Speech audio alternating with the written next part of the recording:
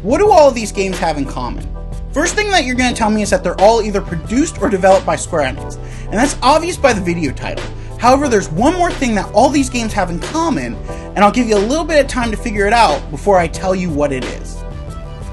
People say that Square Enix is a shadow of its former self when it was Squaresoft and Enix separately over 20 years ago before coming together. And while, however, I can't agree or disagree with either side, there is one thing that I can say with due diligence that Square Enix does that I'd like to see other AAA developers do themselves. No, not that. Definitely not that.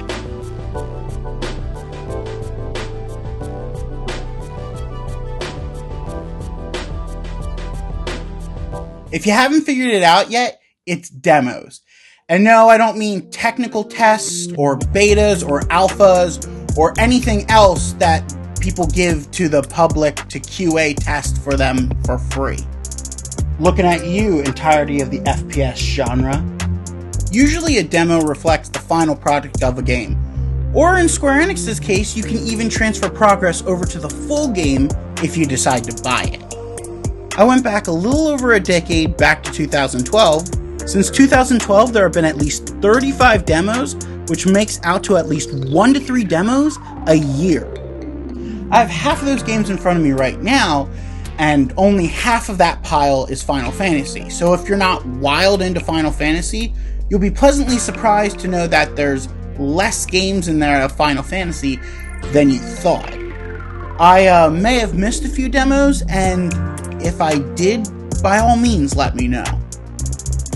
I went online and I looked at the list since 2012 of every game Square Enix came out with that had a demo, and I just kind of went through and just started compiling a list, and then from there I actually went and saw what I had out of that list.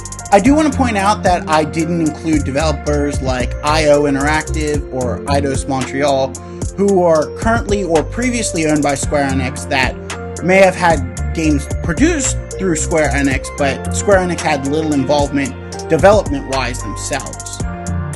Mostly the TLDR of it is any Western developer owned by the Japanese company. A lot of these can vary from just a portion of the game where you don't get any save data, but you do get to play for a couple hours, to like having its own unique experience. Like this one had the Platinum demo, which if you've never seen it, look it up. It's a little wacky. To basically, you get to start playing the game and keep your save file to transfer over to when or if you buy the full game. And now I'm sure you're asking, Nate, why would you choose a ridiculous topic for a video? And it's one thing above anything else: customer experience.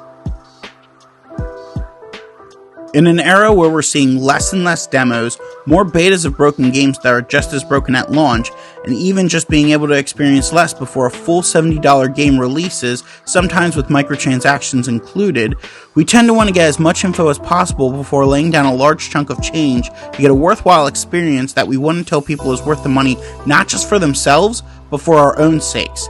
In this case, it works out great for both Square Enix and us, as in some cases they can get feedback on how people feel about a game, whether it be months in advance through a survey or right before release for a potential franchise going forward, and it's better for us because we can get free experiences prior to an upcoming release, and we can even help make the game better.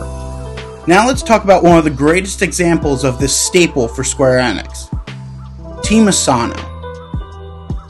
Headed by Tomoya Asano, some of the best RPGs that have come out recently have come out from these fantastic developers, including the Final Fantasy-inspired job system RPG, Bravely Default, the 8-protagonist epic that started the HD 2D trend, Octopath Traveler, and the recently critically acclaimed remake of the 90s RPG, Live Alive. Every game that has come from this team has had at least one demo over the course of its pre-release lifespan, and some of them have even had demos so far in advance that they send out surveys that ask for your feedback that they can make changes and final preparations for the game when it comes out within the next 12 months. If a lot of companies plan on having these long cycles of media before the game releases, it would be nice to maybe see more of these companies adapt the style to better understand their player base. Surveys don't necessarily need to be accompanied by a demo, but even in between releases, they could still send out surveys to better understand the player base and gather information. So now that we've seen what Square Enix can do with demos, let's see what we can do with other games by following their example.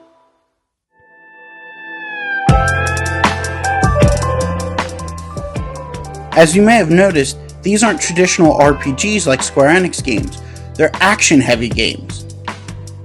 I chose 2 popular games on the Switch, that way the most possible people would understand these examples. For this hypothetical scenario, both games will have a demo released 2 weeks before the game releases, with the save data transferring to the full game. For The Legend of Zelda Breath of the Wild, the demo would begin as the game normally would, with it ending right around where you would get the paraglider from the King of Hyrule. Considering the Great Plateau is basically the tutorial of the game, it's a great place to start and end when you pick up the full game and go out into the rest of the world for yourself. For Super Mario Odyssey, the game would also start normally, and you would end around the Cascade Kingdom or the Sand Kingdom, which are the second and third kingdoms you explore respectively. The nice thing is that even if you do everything in the demo, there's still post-game content when you buy the game and beat the story. The nice thing about this is it wouldn't take a lot of extra development. There would just need to be a cutoff point that would hinder you from being able to play the rest of the game that wouldn't be downloaded with the demo. So what do you think about this? Should there be more demos in gaming? Should there be less demos in gaming? Were these good examples to spark a flame under somebody's butt to get more demos out the door that we get to try the games before they release? Let me know all your thoughts in the comments, and please, by all means, stick around by subscribing. I've been trying to put out content weekly, and we'll see where it goes. Have a great rest of the day.